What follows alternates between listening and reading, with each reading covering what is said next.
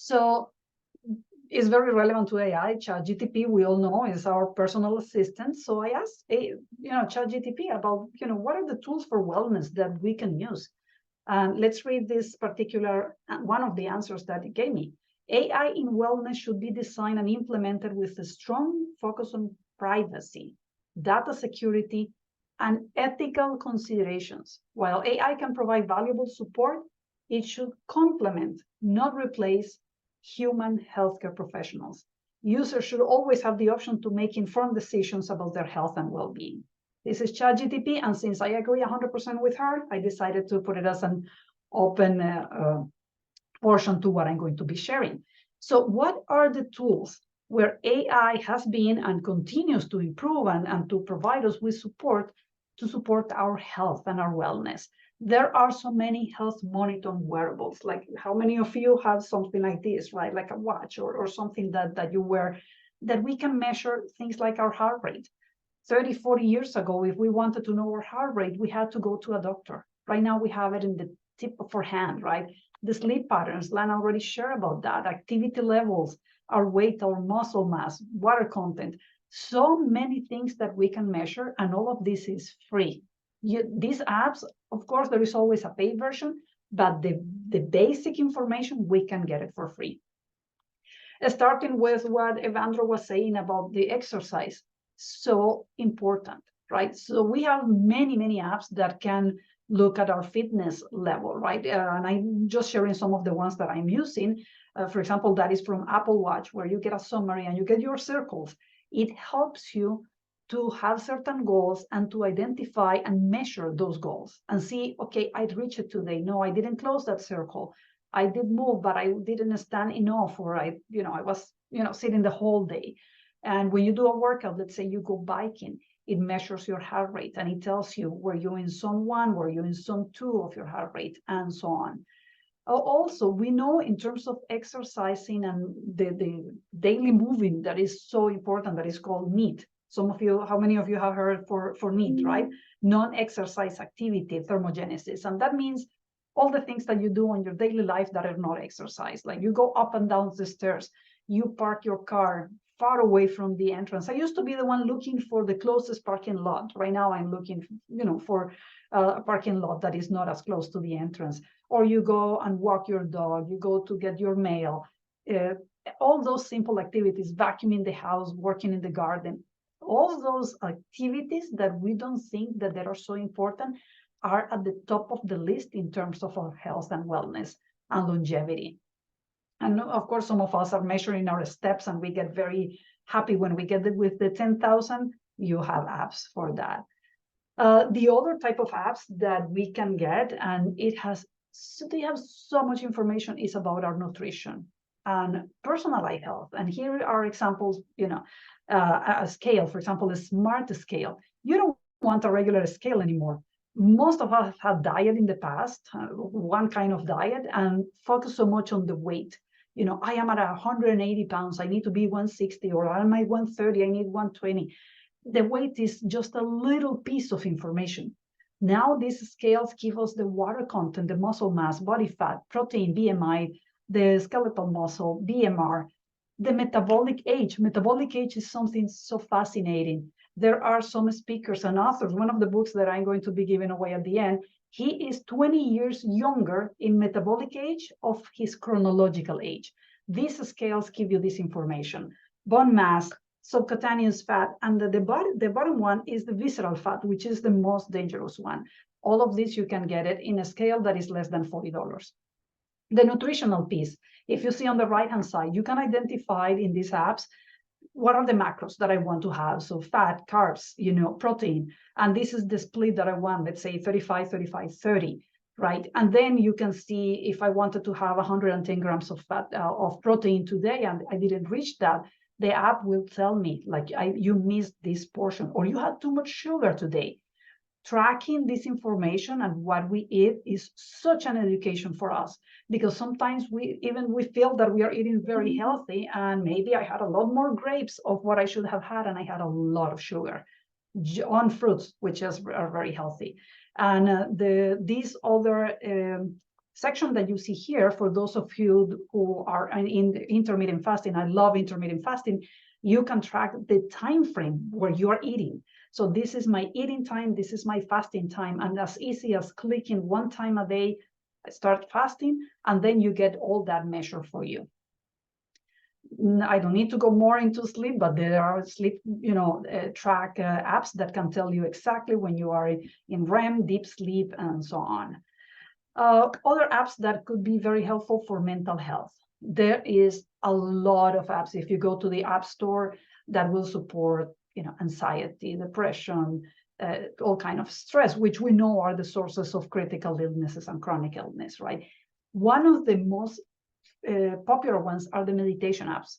That's one that I personally use, because we know that we have around 60, 70,000 thoughts going through our minds every day. Our brains are very busy, and mine are super busy. So my thoughts are always there. And one way for me to do some meditation is to use guided meditations. That helps me to clean, the mind from all the things that I'm thinking. Other apps, for example, and advantages for is remote telemedicine. And this, one of the areas that I love is because the accessibility piece. By having remote monitoring, having healthcare providers who can work remotely with people provides so much access to people with disabilities, to people who are not able to pay for the services, or in certain countries, we are not talking just Canada here, but there are certain countries to get to a doctor implies a cost that those people may not be able to pay for. So AI and the apps and the remote connections with a doctor really helps people who need the help, the most vulnerable populations. Of course, medication management, everyone needs a reminder here and there, and what interactions could there be between medications? Very easy for these apps to support you with that. One area that is fascinating in medicine is the robot-assisted surgery. And these are AI-enabled robots where maybe there are certain procedures that need that precision that a human, a doctor, pulse is not able to do it. There is, I don't recall the specific part of the brain that is now under study, because it's going to be a particular therapy for schizophrenia where the surgery needs to be done by a robot. It cannot be done by a human because of this small area, and the pulse of any human will not be able to do that. So we are able to save people and to support people by having these assisted technologies. And of course, education, early diagnosis, chronic disease management, and health record management. We want our doctors and our healthcare providers to focus on what is most important. We don't want them doing paperwork, right? So there is a lot of paperwork that has to be done in the healthcare system. Right now, I can go have my lab test and I see the results of my blood test online. And I can see a lot of the things we have having to, go to the doctor and get those papers. I just go to the doctor and get the results and have that final conversation with them, skipping the paperwork piece. That's in regards to AI. Another portion that I wanted to share with you is specifically about eye health. And this is why it's important, not only for translators. Translators, you are the first one that needs to listen to this, but for everyone who is spending a lot of time in their computers. I am in front of my computer the whole day. And then what happens when you have a headache, or you feel tired, or your eyes hurt, or you feel dryness, is probably because you are not doing some of these exercises. You can see here, regular eye checking. Are you going to your doctor? Do exercises during the day, proper lighting, clean your monitor. The distance with the monitor is extremely important. Reduce the glare. Look at the size of the fonts. All that is important. Blinking, and I'm going to go into a little bit details in some of this, and glass, cleaning. So, and the 20-20-20, of course. So what is the 20-20-20 rule? We are at our desk the whole day. We want to make sure that we take a 20-second break every 20 minutes and look 20 feet away. If you are in a room that doesn't have a window, you may need to go out of your room, go for a minute, and come back. And it makes a huge difference for your eyes. Blinking. Blinking is the other strategy that we don't think about. And we may think that it's natural, but it's not natural. The blinking, there are studies that show that we are blinking less because we are so focused on the screen. So we need to consciously make an effort. I'm going to blink more. I'm going to close the eyes, because that way you are supporting the eye to keep hydrated and moist.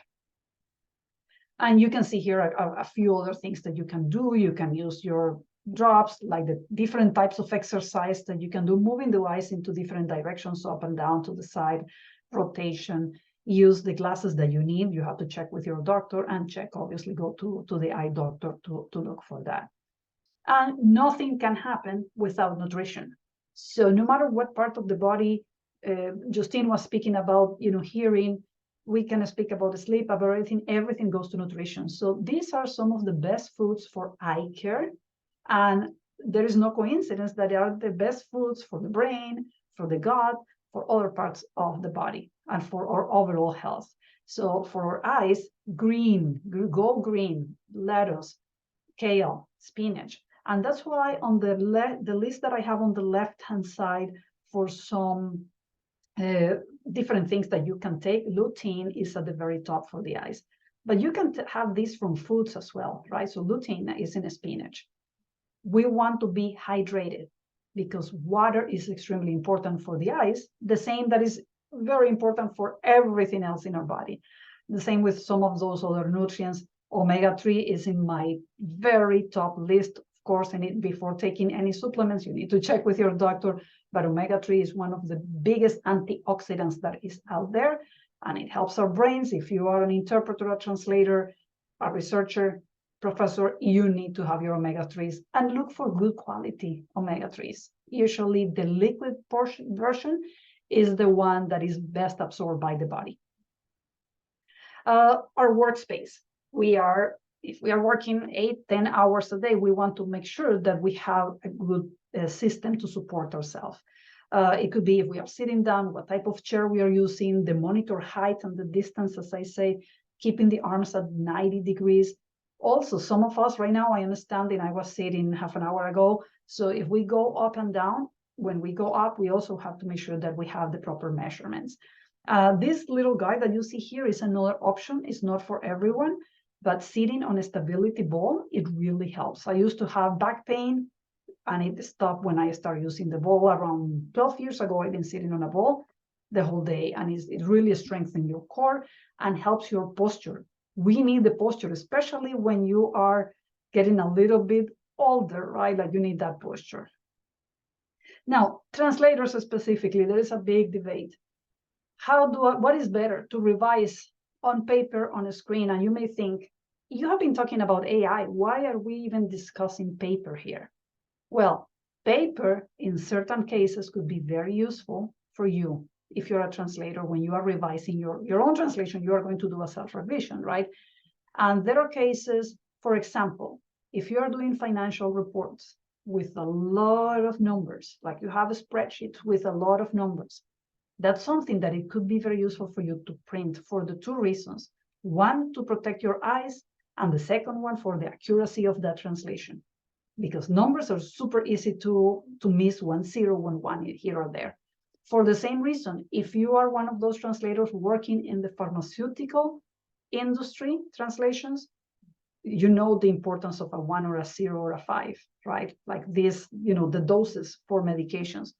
In those cases, the printout, because there is research that shows that when you do your revision in paper, you find more errors quicker.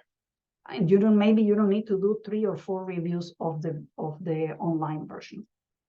So that's an option, of course. And some people say, I will never go back to paper. And some people print everything. You don't need to print absolutely everything, right? And damage the environment in that way, like print a simple letter.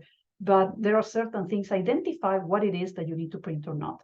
And also, one tool that many translators are using is the speech to text. That way, you don't need to be focusing all the time on the screen.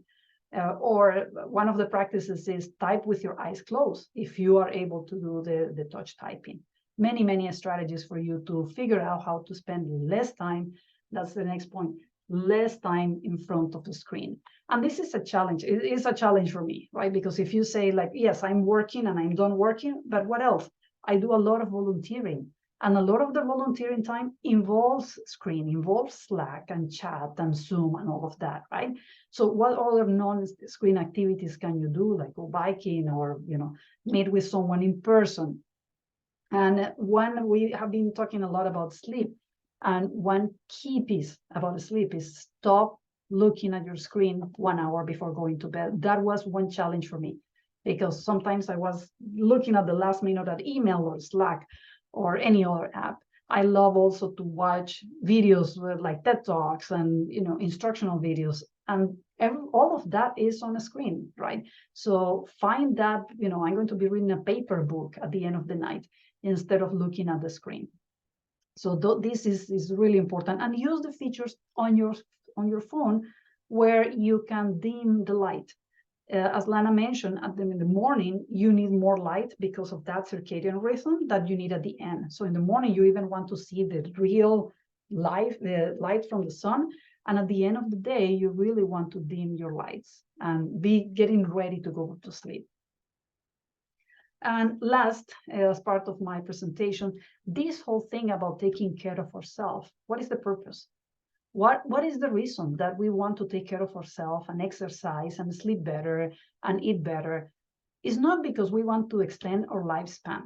Of course, we want to live more, right? We talk about longevity and we want more years and we want to get to 100, as long as we have a health span, because we don't want to spend the last years of our life with a chronic illness or going to doctors or at a hospital or not being able to do things by ourselves. So if you see here some of the graphics, that what is that you want? If we are going to live to 70 to 80 and the life expectancy continues to increase over time, over the last 200 years, life expectancy continues to increase. We are at 81, 82 right now, right? So how do you want to live your last 5, 10, 15 years of your life? Do you want to stay younger, longer, right? And that's the whole purpose of this, that have an optimal longevity, extend your life. And that would be the end of